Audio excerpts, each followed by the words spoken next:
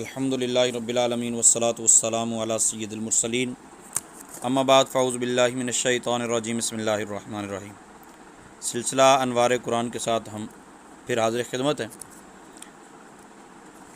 قرآن کریم نے سورہ کہف کے اندر آیت نمبر 9 تا 13 ارشاد فرمایا اللہ تعالیٰ نے ام حسبت ان اصحاب الکہف والرقیم کانوا من آیاتنا عجبا، کیا تمہیں پتہ ہے کہ پہاڑ کی کھو اور جنگل کے کنارے والے ہماری ایک عجیب نشانی تھے۔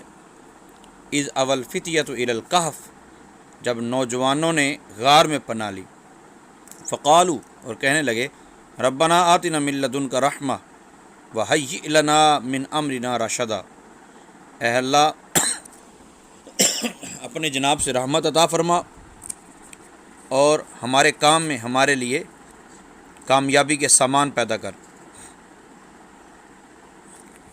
اور آسانیاں پیدا فرما۔ فضربنا علی آذانہم فی الکہف سنین عددا، رب تعالیٰ ارشاد فرماتا ہے کہ ہم نے ان کے کانوں پر گنتی کے کئی سال تک تھپکا۔ ثم بعثناہم، پھر ان کو اٹھایا، لنعلم، تاکہ وہ جان لیں، ای الحزبین احصی لما لبثوا امدا، کہ دو گروہوں میں سے کون ان کے ٹھہرنے کی مدت زیادہ ٹھیک بتاتا ہے۔ نحن نقص علیک نبأہم بالحق، اور محبوب ہم ان کا حال ٹھیک ٹھیک آپ کو سناتے ہیں۔ انہم فتیۃ آمنوا بربہم وزدناہم ہدی، کہ وہ کچھ جوان تھے جو اپنے رب پر ایمان لائے اور ہم نے ان کی ہدایت جو تھی وہ اور بڑھا دی۔ عیسیٰ علیہ السلام کے آسمان پر اٹھا لیے جانے کے بعد عیسائیوں کا حال بے حد خراب ہوا اور نہایت ابتر ہو گیا۔ لوگ بت پرستی کرنے لگے اور دوسروں کو بت پرستی پر مجبور کرنے لگے۔ خصوصاً ان کا ایک بادشاہ دقیانوس تو اس قدر ظالم تھا کہ جو شخص بت پرستی سے انکار کرتا تھا اس کو یہ قتل کر ڈالتا تھا۔ اصحاب کہف شہر افسوس کے شرفاء تھے جو بادشاہ کے معزز درباری بھی تھے، مگر یہ لوگ صاحب ایمان اور بت پرستی سے انتہائی بیزار تھے۔ دقیانوس کے ظلم و جبر سے پریشان ہو کر یہ لوگ اپنا ایمان بچانے کے لیے اس کے دربار سے بھاگ نکلے اور قریب کے پہاڑ میں ایک غار کے اندر پناہ گزیں ہوئے اور سو گئے، تو 300 برس سے زیادہ عرصے تک اسی حال میں سوتے رہ گئے، یعنی 309 سال تک۔ دقیانوس نے جب ان لوگوں کو تلاش کر لیا اور اس کو معلوم ہوا کہ یہ لوگ غار کے اندر ہیں، تو وہ بے حد ناراض ہوا اور فرط غیظ و غضب میں یہ حکم دے دیا کہ غار کو ایک سنگین دیوار اٹھا کر بند کر دیا جائے تاکہ یہ لوگ اسی میں رہ کر مر جائیں اور وہی غار ان لوگوں کی قبر بن جائے۔ مگر دقیانوس نے جس شخص کے سپرد یہ کام کیا تھا وہ بہت ہی نیک دل اور صاحب ایمان آدمی تھا۔ اس نے اصحاب کہف کے نام، ان کی تعداد، ان کا پورا واقعہ ایک تختی پر کندہ کرا کر تانبے کے صندوق کے اندر رکھ کر دیوار کی بنیاد میں رکھ دیا اور اسی طرح کی ایک تختی شاہی خزانہ میں بھی محفوظ کرا دی۔ کچھ دنوں بعد دقیانوس مر گیا۔ سلطنتیں بدلتی رہیں، یہاں تک کہ ایک نیک دل اور انصاف پرور بادشاہ جس کا نام بیدروس تھا تخت نشین ہوا، جس نے 68 سال تک بہت شان و شوکت کے ساتھ حکومت کی۔ اس کے دور میں مذہبی فرقہ بندی شروع ہو گئی اور بعض لوگ مرنے کے بعد اٹھنے اور قیامت کا انکار کرنے لگے۔ قوم کا یہ حال دیکھ کر، چونکہ پہلے بادشاہ جو تھا جس وقت یہ گئے تھے اس وقت ظلم و ستم چل رہا تھا اور وہ بت پرستی پر مجبور کرتا تھا، یہ بادشاہ نیک تھا، رحم دل تھا اور ایک خدا کی پوجا کرنے کا حکم دیتا تھا۔ یہ صورتحال دیکھ کر بادشاہ رنج و غم میں ڈوب گیا اور وہ تنہائی میں ایک مکان کے اندر بند ہو کر اللہ عز و جل کے دربار میں نہایت بے قراری کے ساتھ گریہ وزاری کر کے دعائیں مانگنے لگا کہ یا اللہ عز و جل کوئی ایسی نشانی ظاہر فرما دے تاکہ لوگوں کو مرنے کے بعد زندہ ہو کر اٹھنے اور قیامت کا یقین ہو جائے۔ بادشاہ کی یہ دعا مقبول ہو گئی اور اچانک بکریوں کے ایک چرواہے نے اپنی بکریوں کو ٹھہرانے کے لیے اسی غار کو منتخب کیا اور دیوار کو گرا دیا۔ دیوار گرتے ہی لوگوں پر ایسی ہیبت و دہشت سوار ہو گئی کہ دیوار گرانے والے وہاں سے بھاگ کھڑے ہوئے اور اصحاب کہف بحکم الہی اپنی نیند سے بیدار ہو کر اٹھ بیٹھے، ایک دوسرے سے سلام و کلام میں مشغول ہو گئے اور نماز بھی ادا کر لی۔ جب ان لوگوں کو بھوک لگی تو ان لوگوں نے اپنے ایک ساتھی یملیخا سے کہا کہ تم بازار جا کر کچھ کھانا لاؤ اور نہایت خاموشی سے یہ بھی معلوم کرو کہ دقیانوس اب ہمارے بارے میں کیا ارادہ رکھتا ہے۔ یملیخا غار سے نکل کر بازار گئے اور یہ دیکھ کر حیران رہ گئے کہ شہر میں ہر طرف دین کا دورہ ہے اور لوگ اعلانیہ حضرت عیسیٰ علیہ السلام کا کلمہ پڑھ رہے ہیں۔ یملیخا یہ منظر دیکھ کر مہوے حیرت ہو گئے کہ الہی یہ ماجرا کیا ہے کہ اس شہر میں تو ایمان و اسلام کا نام لینا بھی جرم تھا، آج یہ انقلاب کہاں سے اور کیوں کر آ گیا؟ پھر ایک نان بائی کی دکان پر کھانا لینے گئے اور دکیانوسی زمانے کا روپیہ دکاندار کو دیا، جس کا چلن اب بند ہو چکا تھا، بلکہ کوئی اس سکے کا دیکھنے والا ہی باقی نہیں رہ گیا۔ دکاندار کو شبہ ہوا کہ شاید اس شخص کو کوئی پرانا خزانہ مل گیا، چنانچہ دکاندار نے اس کو حکام کے سپرد کر دیا اور حکام نے اس سے ان خزانے کے بارے میں پوچھ گچھ تفتیش کی کہ بتاؤ وہ خزانہ کا ہے؟ یملیخا نے کہا کوئی خزانہ نہیں ہے، یہ ہمارا ہی روپیہ ہے۔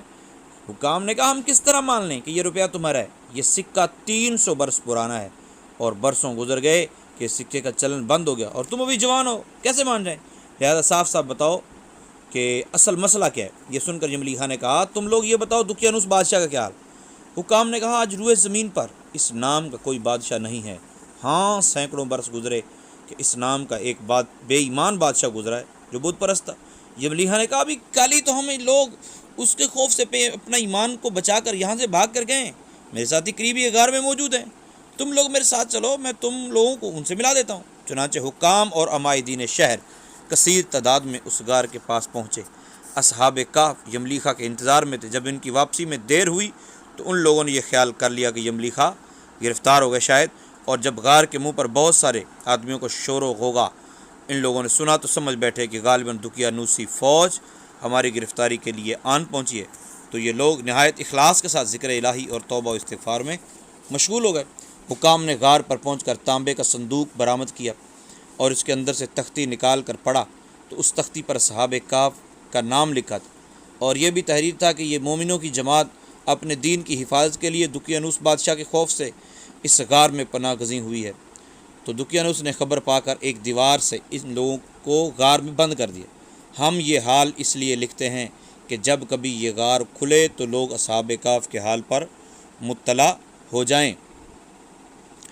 حکام تختی کی عبارت پڑھ کر حیران رہ گئے اور ان لوگوں نے اپنے بادشاہ بیدروس کو اس واقعے کی اطلاع دی۔ فوراً ہی بیدروس بادشاہ اپنے امراء و عمائدین شہر کو ساتھ لے کر غار کے پاس پہنچا تو اصحاب کہف نے غار سے نکل کر بادشاہ سے معانقہ کیا اور اپنی سرگزشت بیان کی۔ بیدروس بادشاہ سجدہ میں گر کر اللہ عز و جل کا شکر ادا کرنے لگا کہ میری دعا قبول ہو گئی، اور اللہ تعالیٰ نے ایسی نشانی ظاہر کر دی جس سے موت کے بعد زندہ ہو کر اٹھنے کا ہر شخص کو یقین ہو گیا۔ اصحاب کہف بادشاہ کو دعائیں دینے لگے، اللہ تعالیٰ تیری بادشاہی کی حفاظت فرمائے، اب ہم تمہیں اللہ کے سپرد کرتے ہیں۔ پھر اصحاب کہف نے السلام علیکم کہا اور غار کے اندر چلے گئے اور سو گئے، اور اسی حالت میں اللہ تعالیٰ نے ان لوگوں کو وفات دے دی۔ بادشاہ بیدروس نے سال کی لکڑی کا صندوق بنوا کر اصحاب کہف کی مقدس لاشوں کو اس میں رکھوا دیا، اور اللہ تعالیٰ نے اصحاب کہف کا ایسا رعب لوگوں کے دلوں میں پیدا کر دیا کہ کسی کی یہ مجال نہیں کہ غار کے منہ تک جا سکے۔ اسی طرح اصحاب کہف کی لاشوں کی حفاظت کا اللہ تعالیٰ نے سامان کر دیا۔ پھر بیدروس بادشاہ نے غار کے منہ پر ایک مسجد بنوا دی اور سالانہ ایک دن مقرر کیا کہ تمام شہر والے اس دن عید کی طرح زیارت کے لیے آئے گا۔ یہ تفسیر خازن جلد نمبر 3 صفحہ نمبر 198 تا 200 یہ باتیں موجود ہیں۔ اصحاب کہف کی تعداد میں جب لوگوں کا اختلاف ہوا تو یہ آیہ کریمہ پھر اللہ تعالیٰ نے نازل فرمائی کہ قل محبوبہ فرما دو ربی عالم، میرا اللہ جانتا بھی عدتہم ان کی تعداد کو، ما یعلمہم الا قلیل، وہ اس تعداد کو نہیں جانتے مگر بہت تھوڑے لوگ۔ حضرت عبداللہ بن عباس رضی اللہ تعالیٰ عنہ فرماتے ہیں میں انہی کم لوگوں میں سے ہوں جو اصحاب کہف کی تعداد کو جانتے ہیں۔ تفسیر ساوی میں لکھا پھر آپ نے فرمایا اصحاب کہف کی تعداد 7 ہے اور 8واں ان کا کتا۔ اللہ اکبر، ولیوں کی صحبت، ولیوں کی نسبت سے کتے کا نام بھی آ گیا، کتے کا ذکر بھی قرآن میں آ گیا۔ تو جب انسان ہو کر اللہ تعالیٰ کے پیاروں سے محبت کرے گا تو اس کا کیا درجہ ہوگا۔ اصحاب کہف کے ناموں میں بھی اختلاف، حضرت علی رضی اللہ عنہ سے جو نام ملتے ہیں ان میں 7واں چرواہا تھا جو ان کے ساتھ ہو گیا تھا، اور حضرت علی رضی اللہ عنہ نے اس کا ذکر نہیں فرمایا۔ اچھا، اور ان لوگوں کے کتے کا نام کتمیر تھا۔ حضرت علی رضی اللہ عنہ 6 نام گنوائے ہیں اور 7واں چرواہا تھا اس کا نام نہیں لکھا، کتے کا نام کتمیر۔ اور ان لوگوں کے شہر کا نام افسوس اور ظالم بادشاہ کا نام دقیانوس تھا۔ تفسیر صحابی میں لکھا ہے اصحاب کہف کے نام ہیں، یہ آپ کو تحریر میں نظر آ رہے ہیں، ٹھیک ہے، ان کو لکھ کے اپنے پاس رکھیں۔